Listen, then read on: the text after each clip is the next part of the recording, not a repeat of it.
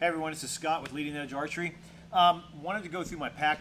Got elk hunt coming up next week. Elk season is going on right now as we speak. Opened up this past Saturday and got some great reports from a lot of the hunters. They're seeing a lot of animals, so I'm really excited. I'm a backpack hunter. I do pack in for about 4 days at a time, and I'm going to stay, live off the land, basically live off what I can carry, and then I'm going to come back out every 4th day, resupply, and head back out again for another 4. This is how we get it done. This is how we do it, do it. This is how a kingdom comes. This is how we do it, do it.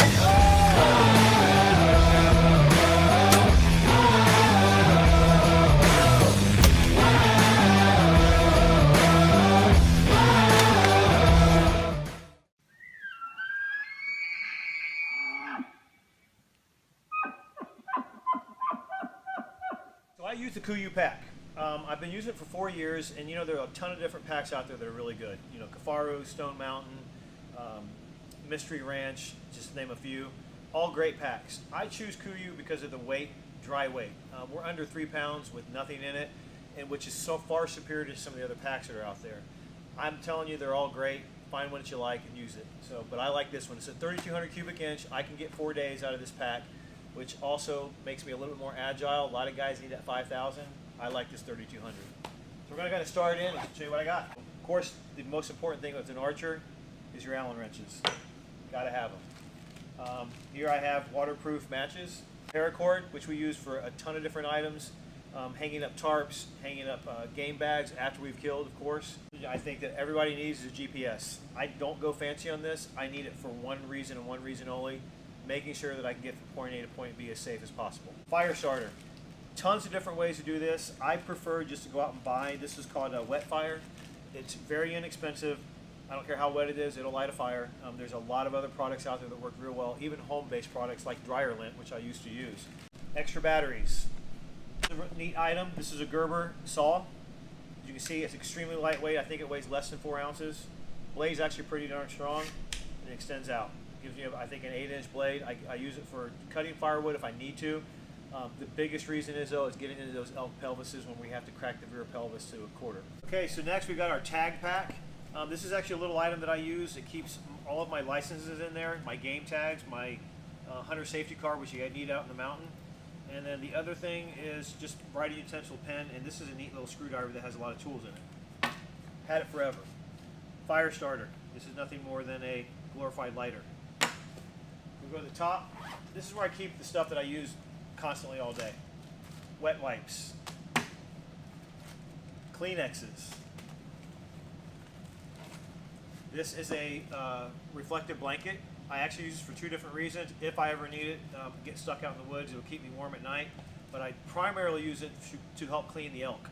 I will lay this out and lay my quarters on it, and when I'm done with it, I throw it away. It's 99 cents. No harm, no foul. Rubber bands, which I use for a variety of different things. Batteries again, and another lighter. Redundancy. This is my water filter. I'm really big on the Sawyer gravity feed water filters. I'm not a pump guy.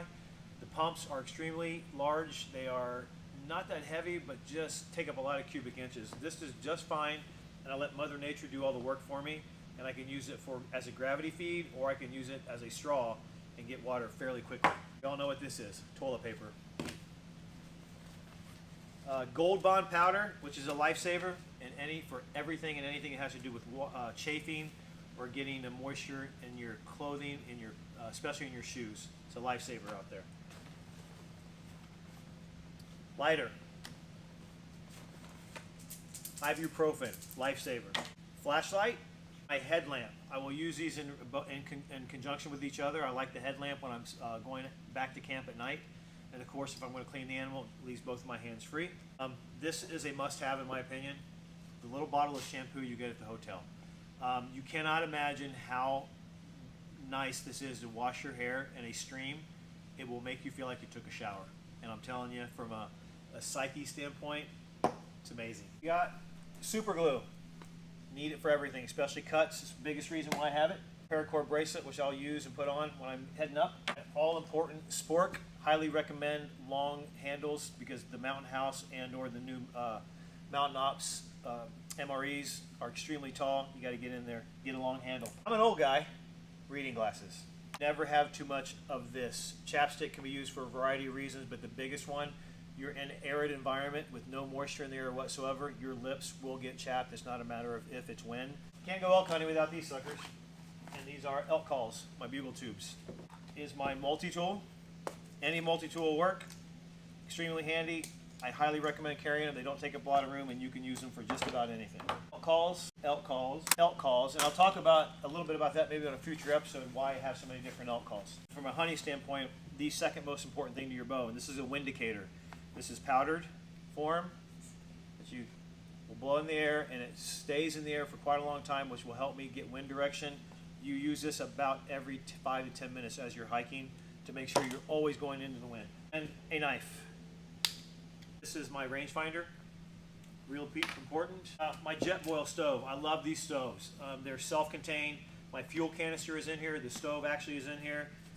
This wind resistant frame down here at the bottom, you can actually light this in about 30 to 40 mile an hour winds, no problem, and it will stay lit. Boils water in 90 seconds. Carrying my 4 MREs.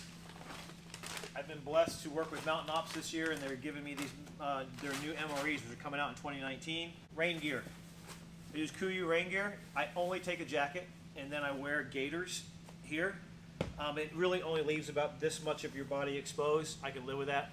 I've got a towel. This is my 2-man tent. I use a 2-man because I like to put my gear, especially my pack and my bow, inside the tent. You go 1-man, it gets very confining, it gets very uncomfortable. Spend the extra money and the extra probably about 9 ounces to get a 2-man tent. This is a dry bag. I'll use this dry bag to bring out a full elk boned out quarter on my first trip out. Come in very handy, and they fold up literally to nothing, take up no cubic inch space, super lightweight. Next is my sleeping pad. You gotta have a sleeping pad for those of you who don't use it. You can use pine boughs, we'll do the same thing, but it's an insulation factor between the ground up on the mountain, which is extremely cool, and your sleeping bag, keep you warm at night. This is my tent footprint. A lot of you can go without this. A lot of my hunter friends don't use them. I do because some of the environments we get in are extremely low brows and they get a lot of spiny thorns. They can pop holes in the bottom of your tent. Once again, this is more of a nice to have, but I think it's worth it. My med kit, good for about 4 to 5 days. Is my sleeping bag. This is a 30-degree down bag. As you can see, it's extremely compact, weighs less than a pound. This is a nice compression case that it comes in. I don't need any more than 30. A lot of guys have to have a 0-degree down bag. 30 keeps me warm, and if it gets colder, I just wear my base layers and I'm good. Here, 1 liter platypus bladder. This is my rain fly for the case for my entire pack. And these are my caribou game bags, the tag system bags. Now, I actually won't carry these in my pack, but I wanted to show you all these. I actually keep these in the truck. I'll do my first load out with this bag, keep this in the truck, and then I actually switch packs to actually a hauling frame, which is just a big frame with a big meat shelf on it where I can really pack on the pounds. And then this is my toiletry bag. It's waterproof, keep everything in here. I'm just gonna go through this very quickly, but this just has the essentials. Napkins. These are called Midnights. They're available at Walmart. They're a sleeping pill, extremely helpful to make sure you can get a good sound night's sleep and not make you feel groggy in the morning. The mountain has a lot of critters at night. They will come around your tent. They're extremely curious. If you don't take these, for me at least, I can't get a good night's sleep. Toothpaste, more Advil, an extra wind checker, another shampoo, my toothbrush, and another lighter. And that's it. Other than that, I have an Osprey bladder. I love them. It's got a screw-on cap. I think it's one of the best on the market. Extremely durable.